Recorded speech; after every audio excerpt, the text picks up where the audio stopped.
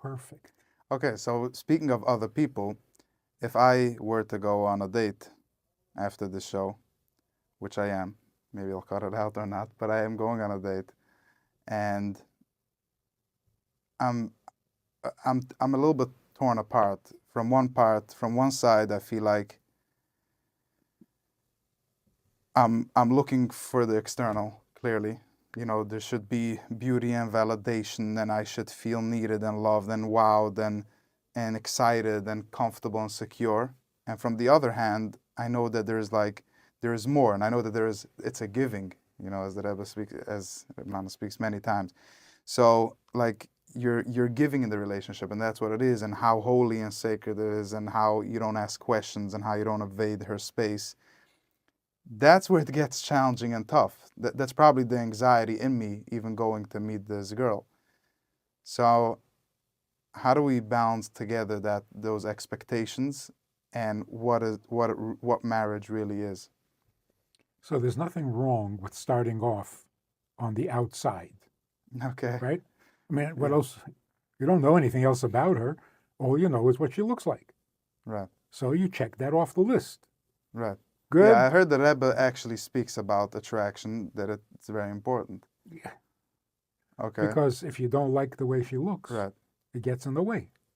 Clearly, yeah. So she doesn't have to be the most gorgeous. Yeah. Her looks have to be pleasing to you. Okay.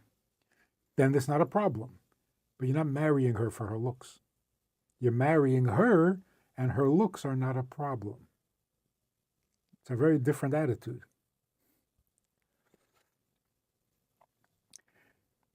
But what you really need to know before you decide to marry a woman is, does she need you? Yeah, that's what I always feel. That's Will always you the feel biggest question. needed, not needy? Right. And how do I know if I feel needed by her? Or how do I know if she's not one day not going to need me anymore? I think that's even more discouraging. Like, I'm married for 5 years, and one day she's like, sorry, I don't need you anymore. I don't like you. I don't love you. Well, yeah, that can happen. Right. Yeah. It could. It really could. Yeah. There's nothing we can do or say to prevent that, I Yeah. believe. I can be the best husband ever. Yeah. In the Gemara, Masechtas Gittin comes before Kedushin. Right. Right. So yeah. There's a way out before there's a way in. Right. But if you do it right, it doesn't happen. Divorce is not necessary. Well, we're at 50%. Probably in our communities around, I don't know, 20, 30%. Yeah, because we're good. We're better at divorcing than at marrying. Yeah. No, it's pretty crazy. It's risky. Going into a marriage knowing that you have like a 50% chance of it not working out, no wonder people don't want to get married. And it's just going to get worse. Right. So what do we do over here? Because we're becoming more and more needy. You can't be married to a needy person. They're too busy.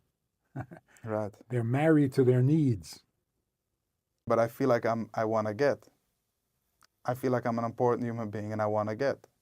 I want to get validation. I want to get love. Well, I want to probably get the feeling of being needed. That's the most thing that I want to. If you're so important, why do you need validation? I don't know. Then again, it's a contradiction. My life is, I don't know. I'm trying to think, is my podcast only to get compliments and not to give information to people? That's what I tell myself. Right. So if it's only to get compliments, then you're miserable. You're not a happy person. You're a beggar. I would say it's like 60-40.